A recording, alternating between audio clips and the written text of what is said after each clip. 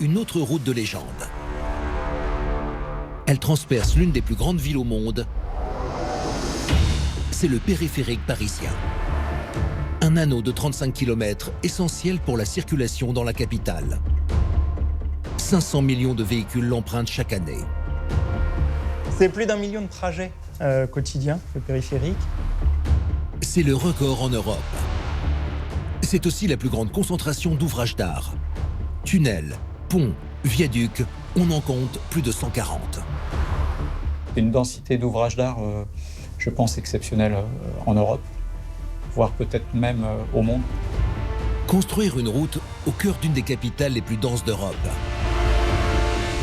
C'est le défi que se sont lancés les Français dans les années 50. Et l'assurance de devoir surmonter des difficultés encore jamais vues. Comme celle de détruire l'ancien Parc des Princes et de reconstruire le stade en s'appuyant sur les murs du périphérique. Le Parc des Princes et le périphérique font partie d'un même bloc. Le périphérique doit aussi passer au-dessus d'une 50aine de voies ferrées, avec un pont impressionnant et sa structure inédite en haubans au cœur d'une ville. On a l'impression effectivement d'apercevoir une voile de bateau à l'horizon. Mais le périphérique doit aussi passer sous un lac. Comment les ouvriers s'y sont-ils pris pour ne pas inonder les structures souterraines? La solution a été totalement radicale. On a éventré le lac, on a construit par au-dessus. Comment s'est-on débarrassé des 30 millions de litres d'eau? Quels sont les problèmes engendrés par la masse d'eau qui ne cesse de s'infiltrer dans le tunnel? Le périphérique est l'une des grandes aventures marquantes du génie civil au XXe siècle. Avec une première mesure symbolique, le tracé du périphérique reprend le même parcours que les fortifications datant de 1840. Une muraille qui fait le tour de la capitale. Elle est faite pour protéger Paris de ses assaillants. Un rempart qui est aussi entouré d'une zone désertique sur tout son parcours.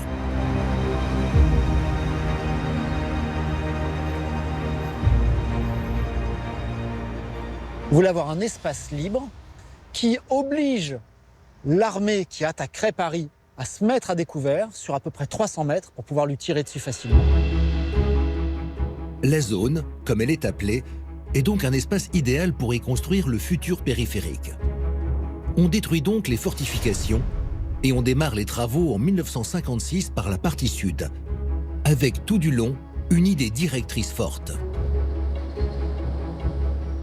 Pour permettre un écoulement fluide du trafic, on a intérêt à limiter les montées et les descentes trop accentuées. Il a donc été décidé de limiter les déclivités à 5%.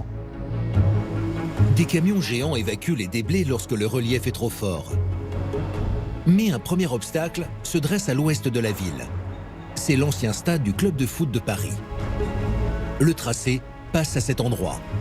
On ne peut pas faire autrement car il est extrêmement difficile de construire une route au cœur de la capitale. Les terrains sont difficiles à trouver, les espaces sont de plus en plus contraints, et puis il y avait la proximité des immeubles d'habitation. Il faut assurément détruire l'enceinte pour imposer le périphérique à cet endroit.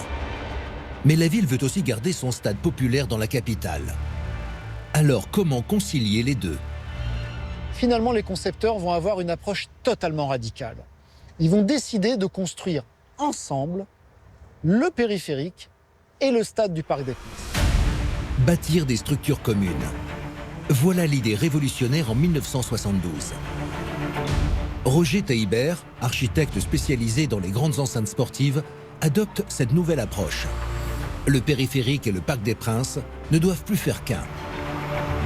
Mais avant tout, il faut détruire le stade, ce qui prend plusieurs mois. Il faut cisailler les armatures, les anciennes armatures, les aciers, et puis en même temps grignoter le béton. Dès l'instant où le stade n'est plus, la construction de la nouvelle route peut démarrer. On creuse une tranchée, un énorme sillon dans lequel vont s'engouffrer 2 fois 4 voies de circulation. Le tunnel fait 580 mètres de longueur pour une trentaine de largeur. 6 mètres de hauteur sont nécessaires pour laisser passer les plus gros camions. En plein milieu de l'ouvrage, un mur pour séparer les 2 voies de circulation. Mais il cache aussi des piliers massifs en béton qui vont supporter le poids du stade.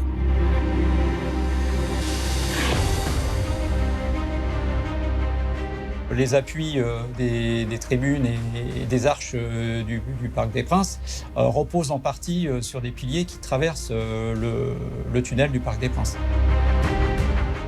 Des piliers dissimulés avec les parois du tunnel. Ils sont essentiels pour la cohérence de la structure. Ils permettent de faire reposer ces immenses arches qui sont la signature du stade. Il y en a 50, chacune pesant 25 tonnes. Le résultat impressionne.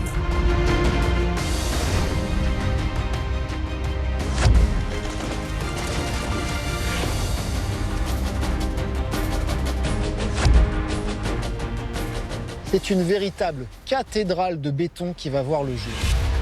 L'ensemble de l'ouvrage fait un poids colossal de près de 80 000 tonnes. 4 années sont nécessaires pour construire le stade et le tunnel du périphérique en dessous.